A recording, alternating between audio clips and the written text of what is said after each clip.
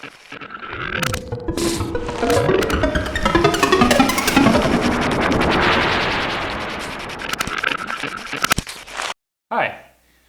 We've used the Morphagene's envelope follower in a couple of ways in past videos. Recently, we used it to generate functions for transient sculpting, and we've also used it in the past to create a stream of rhythmic gates that played in time with drum loops.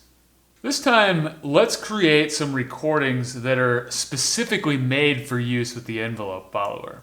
In other words, let's use the Morphagene as a sort of CV recorder.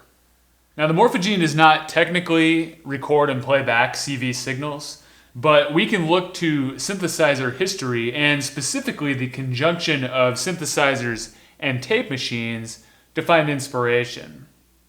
I'm thinking specifically of Morton Subotnick, whose impact on modern modular synth performance cannot be overstated. One of Subotnick's great sequencing tricks on his classic Buchla albums like Sidewinder was that he created what he called control tracks of rhythmic sound that he recorded onto tape and then played into the envelope follower and used that to generate corresponding control voltage. We can, in fact, do this very thing using the Morphagene. The easiest way, of course, would just be to use a microphone and make sounds into it. But we can also emulate this task within the system and use the Morphagene to make a control track out of basically any control voltage we want. The key is that the envelope follower follows the amplitude of what we put into it. So if we take a steady waveform into the mod mix, modulate its amplitude with a CV of our choice, and record the output into the Morphagene, we should get a rough approximation of that CV at the envelope follower output. I'm going to use pressure points so that I can just generate the exact phrasing I want by hand.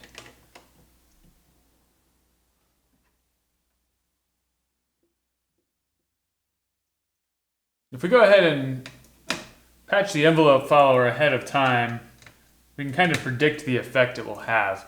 Let's use it to open the DPO's wave folder.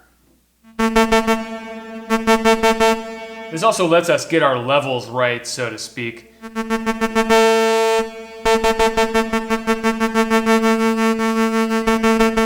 We can use the mod mix attenuator to dial in the exact depth of modulation we're looking for,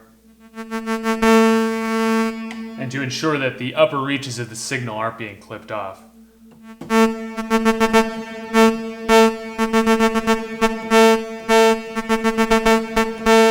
Okay, let's record.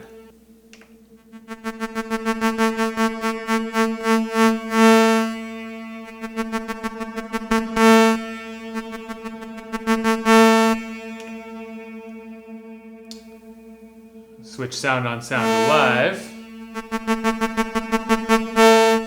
And we have playback.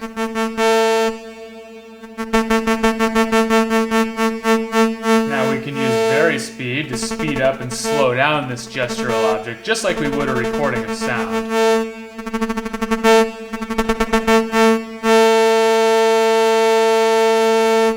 We can also still arbitrarily divide it into smaller pieces with gene size.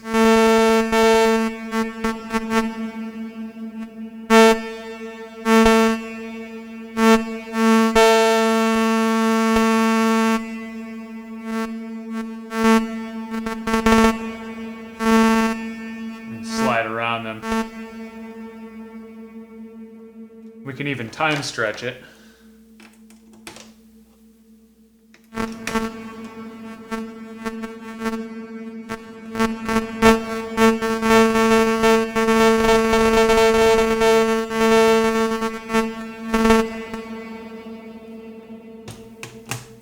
Let's patch this to a couple additional places in the system.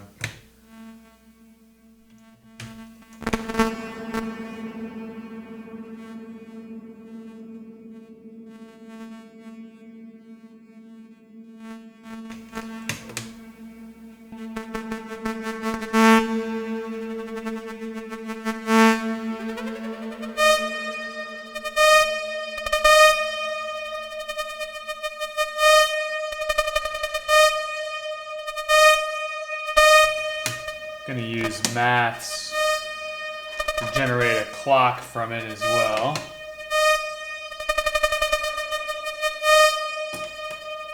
Clock for Renee.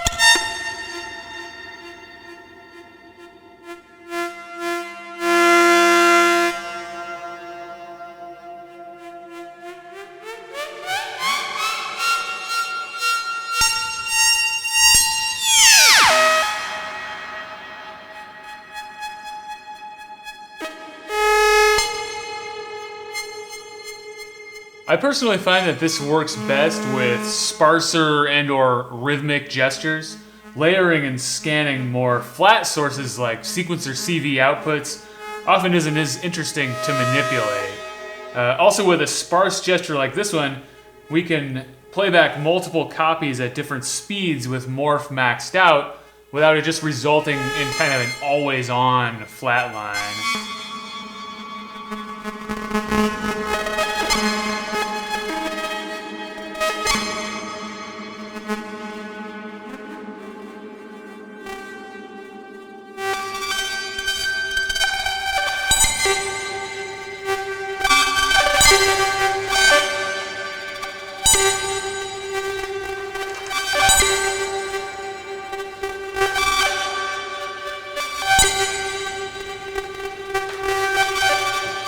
Since we no longer need to really use the pressure points, we could easily use it to modulate sound on sound.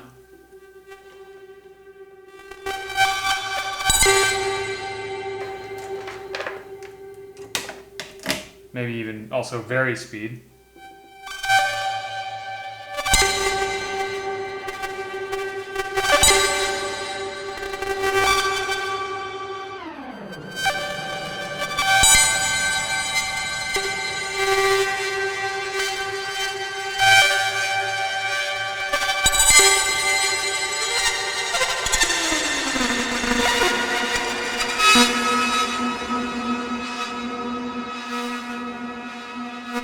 Using control tracks is a fun way to harness some of your own intuitive rhythmic power and integrate it into your system, while also developing control paths that are flexible in different ways from function generators and sequencers. And of course, there's nothing stopping you from pulling from all these different techniques as needed for your own creative purposes. Happy patching.